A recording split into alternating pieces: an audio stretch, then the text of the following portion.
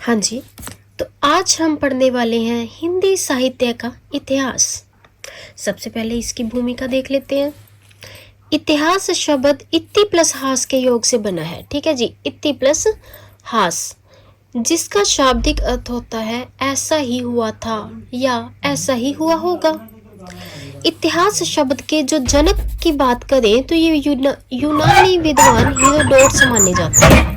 इतिहास शब्द के जनक यूनानी विद्वान हेरोडोटस माने जाते हैं। इन्होंने इतिहास को निर्धारित करने के लिए 4 लक्षण बताए हैं।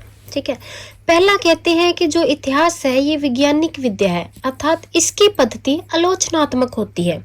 देखो जी, जहां पर बात साइंस की आ गई ना, जहां पे साइंस आ गया वहां पे क्रिटिसिज्म अपने आप आ जाता है। ठीक है जी, फिर कहते हैं ये मानव जाति से संबंधित है, इट मीन्स ये मानवीय है। यस, बिल्कुल है। फिर कहते हैं ये तर्क संगत है। तर्क संगत मीन्स यहाँ तथ्य होते हैं और निष्कर्ष प्रमाणों के आधार पर होते हैं, यानी कि फैक्ट भी होते हैं, ठीक है, रिजल्ट भी होते हैं।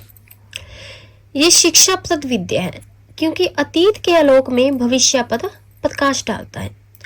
अतीत के तथ्यों का वर्णन विश्लेषण कालक्रम के अनुसार हो उसे ही कहते हैं इतिहास। जो अगर बात करें भारतीय इतिहास की तो ये आदर्शवाद है और अध्यात्मवाद है। ठीक है, भारतीय इतिहास आदर्शवाद है, अध्यात्मवाद है। परीक्षा के लिए ये बहुत उपयोगी है, पॉइंट नोट कर लीजिए। जबकि जो पाश्चात्य है वह यथार्थवाद पे है। ठीक है जी, भारतीय इतिहास आदर्शवाद, अध्यात्मवाद और पाश्चात्य इतिहास यथार्थवाद पे आधारित है।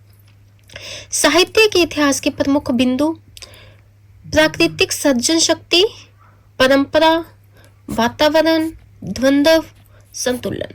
द्वंद्व मीन्स संघर्ष।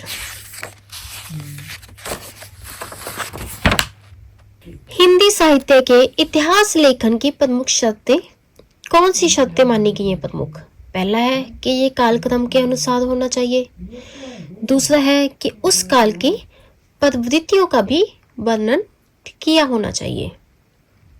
हिंदी साहित्य के इतिहास लेखन की पद्धतियों की बात करें तो कौन कौन सी पद्धतियां अपनाई गई हैं? सबसे पहले है वर्णानुक्रम पद्धति।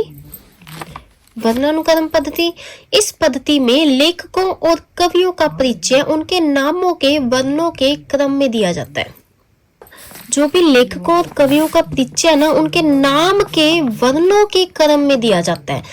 जैसे कि अगर कबीर जी की बात करें, इनका जन्म, जैसे कबीर का जन्म है 1398 ईस्वी, है ना।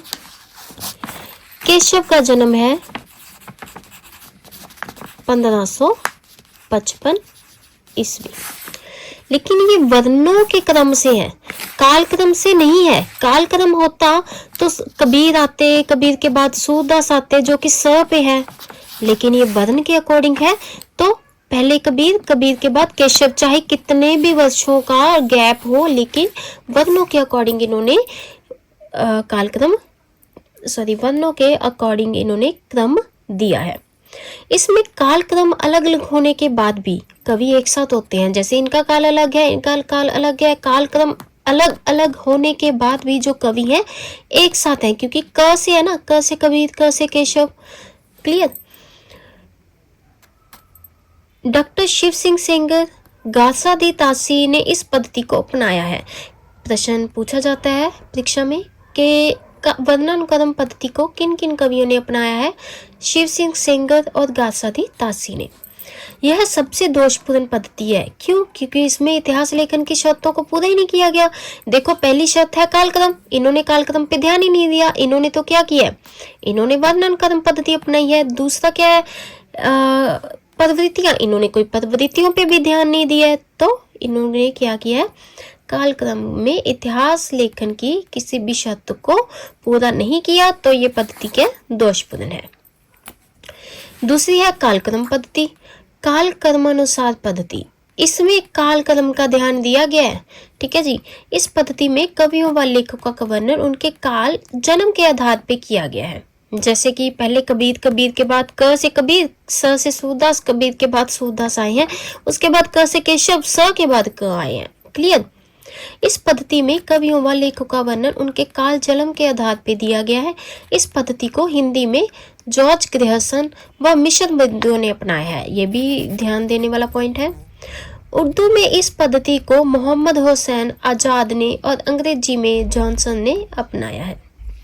विद्वानों ने इस पद्धति में लिखे गए ग्रंथ को इतिहास ग्रंथ नहीं माना।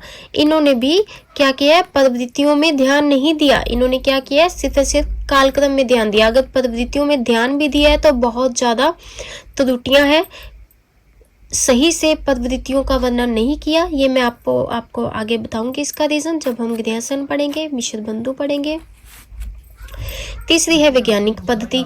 इस पद्धति में इतिहास लेखन पूर्णतः, जो इतिहास लेखक होते हैं ना, पूर्णतः तटस्थ रहकर तथ्यों का संकलन करते हैं।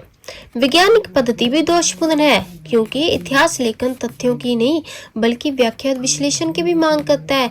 इसमें सिर्फ तथ्य नहीं इकट्ठे करने के, हाँ पॉइंट इकट्ठे करके रख दिए, उसका विश्लेषण भी तो करो। विद्वानों ने इसे शोध कार्य के लिए उपयोगी माने। अगर कोई रिसर्च वर्क करता है तो वैज्ञानिक पद्धति उपयोगी है, नहीं तो नहीं। चौथी है विधेयवादी पद्धति। यह सर्वाधिक महत्वपूर्ण पद्धति है। इस पद्धति के जन्मदाता तेन है, जो कि फ्रेंच विद्वान है, फ्रेंच इतिहासकार है तेन महोदय ने इस पद्धति के 3 शब्दों को में बांटा है। पहला है जाति, वातावरण, क्षण। ये तीनों बहुत बहुत इम्पोर्टेंट है परीक्षा की दृष्टि से। और जो तेन महोदय की बात हुई है कि विधेयवादी पद्धति के जन्मदाता तेन है, ये भी बहुत इम्पोर्टेंट है, नोट कर लीजिएगा। इस पद्धति से इतिहास लेखन परंपरा की शुरुआत किसने की है? आचार्य रामचंद्र शुक्ल जी ने। यानी कि विधेयवादी पद्धति किसने प्रयोग की है? आचार्य रामचंद्र शुक्ल जी ने। विद्वानों ने विधेयवादी पद्धति के इतिहास को प्रमाणिक माना है। ठीक है जी, क्लियर। नेक्स्ट, हिंदी साहित्य के इतिहास को परिभाषित करते हुए शुक्ल जी कहते हैं कि very very very very important है। ये पंक्ति शुक्ल जी की है, परीक्षा की दृष्टि से बहुत इंपॉर्टेंट है, बहुत बार पूछा जा चुका है और आगामी परीक्षाओं में भी पूछा जाएगा, तो ध्यान दीजिएगा। प्रत्येक देश का साहित्य वहां की जनता की चित्तवृत्ति का संचित प्रतिबिंब होता है। आदि से अंत तक इन्हीं चित्तवृत्तियों की परंपरा को परखते हुए साहित्य परंपरा के साथ उनका सामंजस्य बिठाना ही साहित्य का इतिहास कहलाता है। ठीक है जी, ये जो पंक्ति है किसकी है? शुक्ल जी की है, वेरी इंपॉर्टेंट।